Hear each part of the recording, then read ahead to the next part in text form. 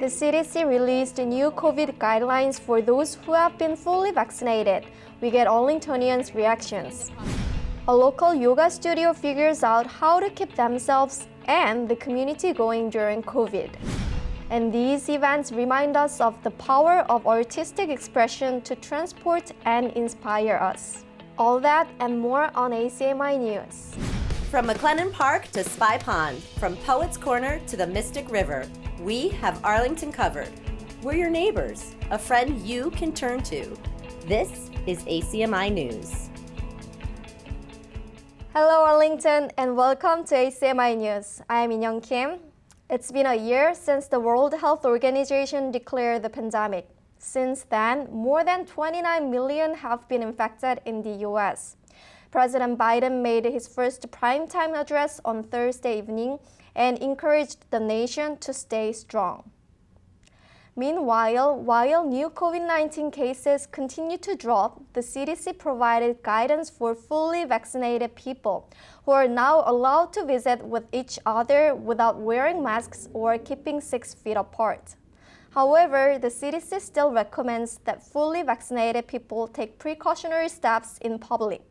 Here's ACMi News correspondent Maxim Isaac with the story. As safety restrictions in Massachusetts are slowly being relaxed, the CDC released new recommendations for those who are fully vaccinated against COVID-19.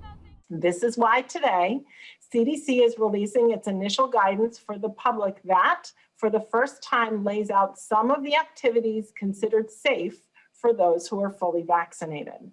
According to the CDC, fully vaccinated people are defined as those who are 2 weeks beyond their second dose of either the Pfizer or Moderna vaccines or 2 weeks post a single dose of the Johnson & Johnson vaccine. In summary, fully vaccinated people can visit with other fully vaccinated people indoors without wearing a mask or physical distancing. Visit with unvaccinated people from a single household who are at low risk of severe COVID-19 disease indoors without wearing masks or physical distancing. And refrain from quarantine and testing following a known COVID-19 exposure if the vaccinated person remains asymptomatic. The CDC explains these new recommendations aim to strike a balance between science and the desire to get back to normal activities.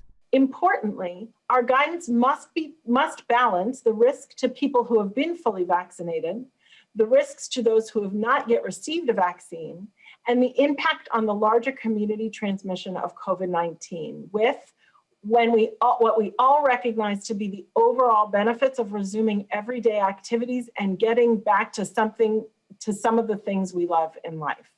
Here in Arlington, some residents shared their initial reactions to the new guidelines. If they think it's okay for vaccinated people to be, with other vaccinated people and that's safe, then that gives me a glimmer of hope that, hopefully we're getting to the other side of this. Actually, I think it's crazy that when we are starting to have numbers down, then they start opening stuff up and doing all of the things. And we've seen in the past what that does. Numbers are going to start going up again. I am still not comfortable with even if you are vaccinated, masks for as long as possible, for as long as we can get this thing done and over. The more we do the right thing, the more good in the long run. So I am still not comfortable with all of the new guidelines. I think it's really encouraging because we are starting to see this light at the end of the tunnel. At the same respect, I want to make sure everybody's still very careful about wearing masks. So it's I'm sort of afraid about opening that door a bit and letting a tidal wave go, but it's almost a little bit too good to be true. The prospect of being in a room with their parents again has some Arlingtonians excited. To see my parents again, I haven't seen them in a long time, and it'd be awesome. It was weird to see her a couple of weeks ago when I took her for of the vaccination, and I happen to be in health industry, non-COVID related, so I just got my second vaccination last Thursday. So to think in a month, the two of us might be able to be in a room and hug and not have not be very concerned is a little, it's hard to believe, but it's also miraculous that our scientists have been able to develop this over the course of a year. The CDC stresses this is the first step in getting life back to normal, but it's far from over. As the country continues to combat COVID-19, the CDC urges everyone to continue to follow safety protocols in order to keep the public safe. For ACMi News, I'm Maxim Isaac. Thanks for that story, Maxim, and for the number of other great stories you've produced over your time at ACMi. Maxim will be leaving ACMi News, and for the best of reasons. He will be heading off to North Dakota to take a position as a full-time multimedia journalist, and we wish him the very best as he begins what we are sure will be a stellar broadcast career. Cheers, Maxim! March is Women's History Month, so ACMI's Isabel Leaders thought it's only fitting to speak with one of the leaders of the modern women's suffrage movement in Massachusetts. Here's Isabel with Freddie Kay, the founder and president of Suffrage 100 MA. Thank you so much for doing this with me. What is the name of your organization and when did you start it and what was the idea behind it? Suffrage 100 Massachusetts, or Suffrage 100 MA. That's my little, this side, my little button here. We started in actually 11 years ago in 2010 to commemorate the 90th anniversary of women getting the vote. We did an annual event starting in 2011 at the Swan Boats with the Commonwealth Museum. And behind me, I have this example. This is Ida B. Wells of these panels of suffragists that we've done with the Commonwealth Museum. And theirs are also all online, a suffragist of the month, and we would unveil them. At the State House, we did an event to commemorate the 100 years since the last women in the country to be jailed for the vote were arrested in Boston at the State House. There's so much history that none of us were ever taught. The first people ever in this country to picket the White House were the suffragists. Nobody had ever done that before. They picketed the White House. They were called silent sentinels. They literally did not talk. They held signs. They were trying to get President Wilson to move more, to do more for suffrage. They were very upset when World War I broke out that the country was fighting for democracy overseas, but half of this country did not have democracy. I'm so thankful we have a Women's History Month. It's fascinating and unfortunate that it's needed, but it is needed. Just like Black History Month is needed. Why? Because it's not in our history books. We didn't grow up with it. So this is an opportunity to highlight and try to teach more and to share more about the unbelievable movements that have taken place in this country. If you say to somebody, I went to my doctor, there's a new scientist who's come up with a new solution for COVID, whatever. And you think about this, what do you picture? Do you ever picture a woman? Do you picture a woman of color? And women of color have been contributing enormously over the centuries and more and more. So it's very inspiring when you can see people who look like you to think about whether it's something that you might do.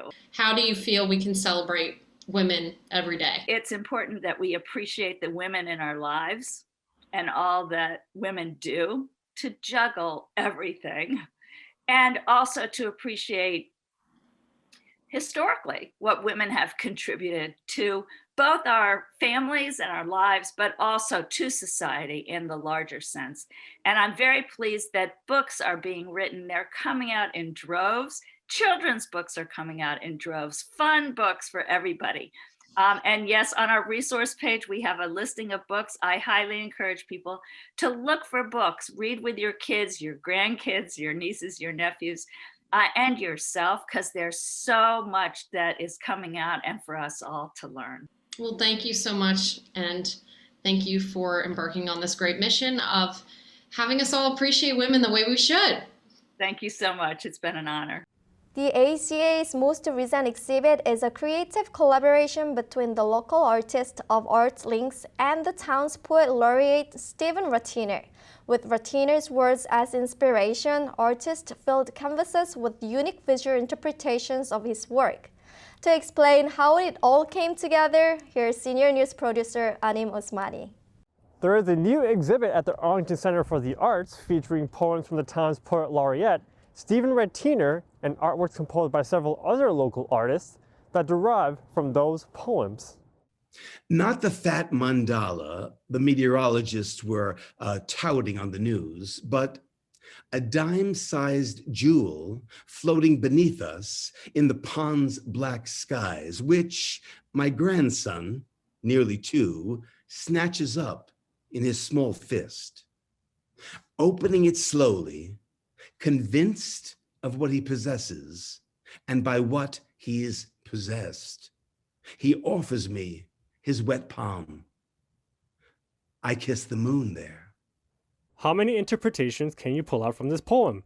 Well, that is exactly what this particular exhibition demonstrates. Ecrastic Art, an artist's response to a poem written by Stephen Rettiner. It's an ecrastic art experiment that I did with the arts group called Arts Links. I'm the poet laureate of Arlington, and they had me come and do a presentation to them. We talked about ecrastic art, which is art in one medium being made about art in another medium. Like think of Ode on a Grecian Urn.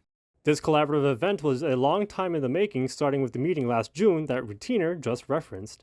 And when we finished that gathering, and we got together for our next steering committee meeting, we thought it would be a great idea to collaborate with him and have him choose half a dozen or so of his poems as inspiration and put that out there to our group for anybody that wanted to respond to that and come back and create pieces in response to specific poems.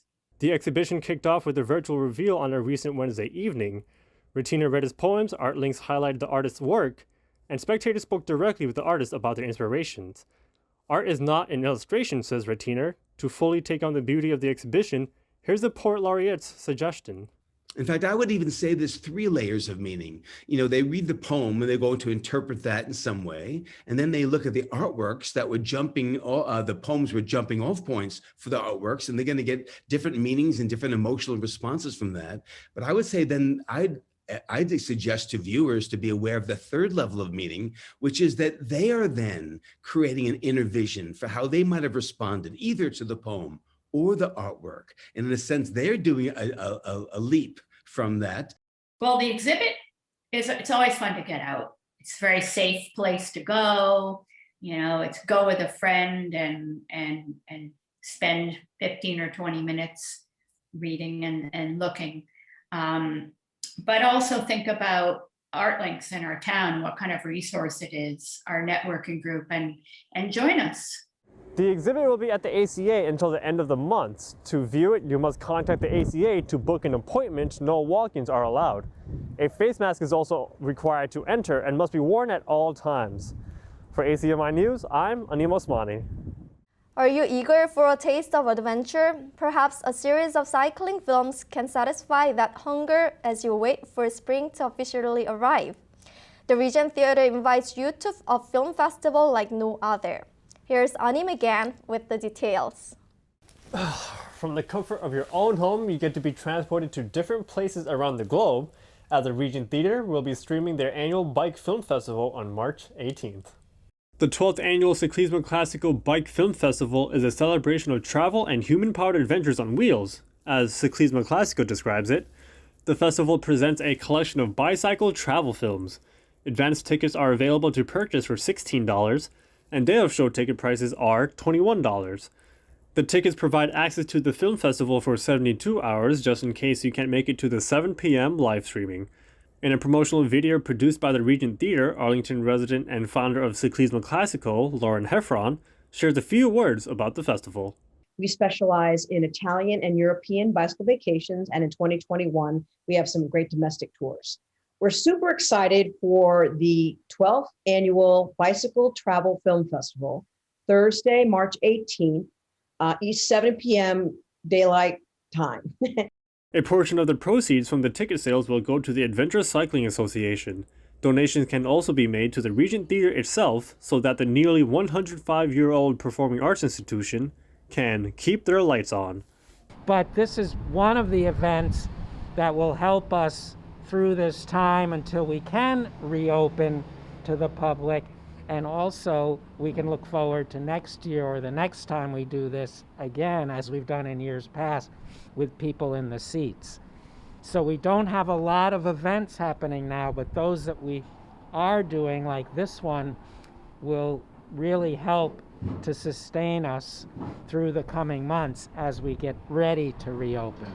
It's been a tough time for bicycle travel and bicycle tours. It's been a tough time for the Regent Theater, and this festival is really one of the things keeping us going. Buying your ticket for this festival will keep some really beloved Arlington-based businesses who really get involved in the community, will really help them keep going. But we're also trying to stay alive ourselves so that we can keep offering this festival for years to come, because it's been very, very popular. We've made it this far. We're working towards our 105th anniversary in April, and so hopefully that we'll get there and then look at the next 105 years. According to Ms. Turner, the festival director, these films show exactly how adventurous cycling can be, even if it's a simple 20-minute ride from your home to the park. We had so many filmmakers who were also not able to make films in the same way and go on location. But the films that were submitted to us this year for this year's festival were absolutely hands down the best ever. Tickets are available on the Regent Theater's website. All you have to do is sit back, relax, and enjoy someone else's sweaty adventure. For ACMi News, I'm Anim Osmani. Throughout the course of the pandemic, the personal finances of many have been challenged like never before. This is particularly true for families and individuals experiencing serious medical illnesses, like cancer. The Sanborn Foundation, an Arlington-based organization, seeks to alleviate their burdens. It's obviously been a very busy week for Anim Osmani, who reports this story as well. Since 1998, the Sanborn Foundation has provided financial support for Arlington families dealing with cancer. To date, they have around 100 active participants and has distributed over $3 million. And they say there's still a lot more to give. That's when the Sanborn Foundation was created with the purpose of helping Arlington residents financially who are living with cancer. So we have an endowment. I think the endowment right now is, of course it fluctuates with the market, but we're hovering around $7 million, and we love to give it away. As written in their history, the Sanborn Foundation was established in 1998 through the bequest of Arlingtonian George Sanborn in memory of his wife Elizabeth, who died of cancer in 1931. Regardless of your financial situation, the Sanborn Foundation is there to help, and they've made it as easy as possible for residents dealing with cancer-related expenses to access their services. It literally takes 5 minutes to apply. And the same thing, cancer is an old person's disease. Many of our recipients are elderly.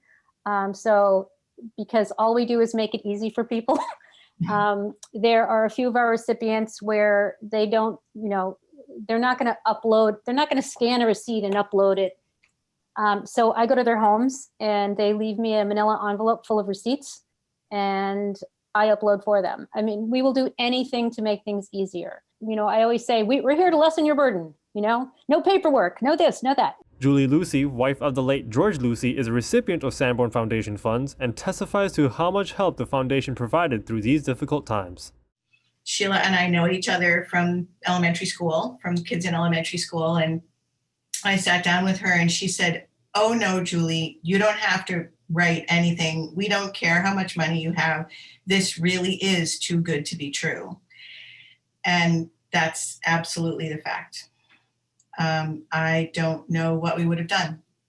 It made an enormous difference in my life, in our lives, to have the kind of scaffold and support that they offered to, to stop spending hours going over like Medicare things and bills and comparing them back and forth and my spreadsheets and all of that stuff. And ultimately it just got down to, in the end, when it was, so we lost him on February 5th of 2020 due to a metastasis, a relapse after all the chemo, radiation, surgery, recovery, all of that stuff.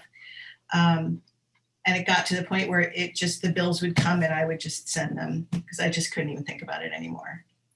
It's a miracle. And one of the things that's been very important to us, and Julie alluded to it, is that it's a very simple process to apply to us. I think people are really shocked, but pleasantly shocked when they see how I'd like to use the word how respectful we are. You know, that we understand and appreciate where people are at in their lives when this occurs. And our job is to make everything as easy as possible, to make it easy as possible to access the help that you can get from the foundation, regardless of your situation. For more information or to apply, you can visit their website at sanbornfoundation.org. You can also speak directly to Sheila Ward by calling her at 781-859-6079. For ACMi News, I'm Anim Osmani. Thank you, Anim. Many local businesses have found their own ways to carry on over the last years. Lotus Yoga Studio is one of them, and I recently visited the studio and its owner, Lauren Ferenga, to find out how they have managed it and what lies ahead. The pandemic has many people, including myself, practicing yoga at home. Founded in 2018 and located at 191 Mass Avenue, Lotus Yoga Studio offers both in-person and online classes in various styles. ACMi visited the studio and talked to owner Lauren Ferenga to find out how they have been managing over the last years and what the prospects look like from here. When the pandemic first had us shut down last March, almost a year ago now, we had a different space. We were actually 2 doors down at 185 Mass Ave, space about twice this size. And I quickly realized I wasn't going to be able to really use it for at least a year. And so we moved over to this space, which allowed us to still do our live stream classes, which we've switched to pretty much immediately after the shutdown happened. And those have been going pretty well, and I think that is something we're going to continue on into the future. The majority of our classes right now are live stream. We offer them multiple times a day, even though we can't be in the same space. Seeing each other online, it feels like we're together. And then at the end of practice, the recording goes out to everyone in the class so you could practice it again. Currently, the studio only allows a maximum of 5 students in order to maintain social distancing. Other precautions are taken as well, such as checking visitors' temperature, having them confirm in writing that they are not sick, and keeping the studio doors open for ventilation. One of the special things about this studio is that Lotus gives back to the community in a number of ways. When the pandemic put a temporary end to the Lotus Community Yoga Project, through which Lauren had offered free live yoga classes once a week to promote health in the greater Boston area, she came up with a new way to contribute to the community. And unfortunately, when the pandemic hit, we couldn't gather outside and we couldn't just have people drop in for class. So we had to cancel that and try and find another way to offer community yoga. So what we're doing now is we do a once-a-month fundraiser class, a donation-based class that raises funds and awareness for various causes. This month, we raised funds and awareness for SafeLink Massachusetts, which helps victims of domestic violence. Lastly, she highlights upcoming Lotus Yoga programs and activities to engage the Arlington community. Beginning in April, we're going to run a 5-week series exclusively for residents of Arlington. So this is our way of saying, hey neighbors, we know you're stressed, we're stressed too, maybe we can help you out with a little yoga and wellness. And we just want everyone to be able to join and get a little stress relief. Like I said, at the end of yoga class, you feel amazing, and I hope that I can give that to our neighbors. If you're looking for a way to relieve stress and find some refuge from this worrisome pandemic, try yoga practice. As you can tell, Lotus Yoga Studio can help you to do so. For more information about the studio, you can go to their website at lotusyogaarlington.com. There is another week of news for high schoolers from our Ponderscope crew. Guys, what will you share today? Welcome to the Ponderscope, your Arlington High School news, updates, and more. The HS Young Feminist Alliance is organizing a fundraiser in honor of Women's History Month. All proceeds will go to Dignity Matters, which is a nonprofit organization that collects, purchases, and supplies feminine products to women and girls who are homeless or disadvantaged in order to help them stay healthy, regain self-confidence, and live with basic dignity. To help thousands of women in our local communities have access to safe, sanitary, and necessary products, donate and spread the message using the GoFundMe linked below. The GoFundMe will be active from March 12th to April 9th. If you have any questions, please contact Ms. Daly at gdaly@arlington.k12.ma.us. The Student Council and Athletics Department have teamed up to create an official AHS Athletics Instagram account, @PonderPride. The purpose of the account is to keep the AHS community updated on school sports and student athletes. Each week, they'll be posting weekly schedules, final scores, player shoutouts, live streams, and the ACMi sports update. Be sure to follow the account to keep up with the exciting content. Make sure to tune in on Friday, March 19th at 7 p.m. for the AHS Performing Arts Spring Collaborative Concert. The concert will feature solos, duets, and more performances by members of the AHS chorus and instrumental ensembles, as well as music tech productions. The event will be available to watch on ACMi's YouTube and on the Ponder Remote page linked below. The National Honor Society is running a clothing drive for local kids in partnership with Katie's Closet. They ask for donations of new or gently used clothing and new full-size toiletries. All donations can be dropped off at the AHS courtyard entrance on Mondays from 4 to 5:30 and Wednesdays from 3 to 4:30. The last day to donate is on Wednesday, March 17th. If you have any questions, please contact Elizabeth Gromfin at egromfin2021@spyponders.com or Maya Goodhue at mgoodhue2021@spyponders.com. That's all we have this week. I'm Sagar Stogie, and this has been the Ponderscope. Thank you for watching this week's newscast. For everyone here at ACMi News, I'm In-Young Kim. You can always check out our latest segments and newscasts on the web at acmi.tv/news. And don't forget to like us on Facebook and follow us on Twitter and Instagram at ACMi News. Make sure to subscribe to our YouTube channel as well. You'll find us at youtube.com/ACMi News. If you have any news tips for us or wish to become a citizen journalist, we'd love to hear from you.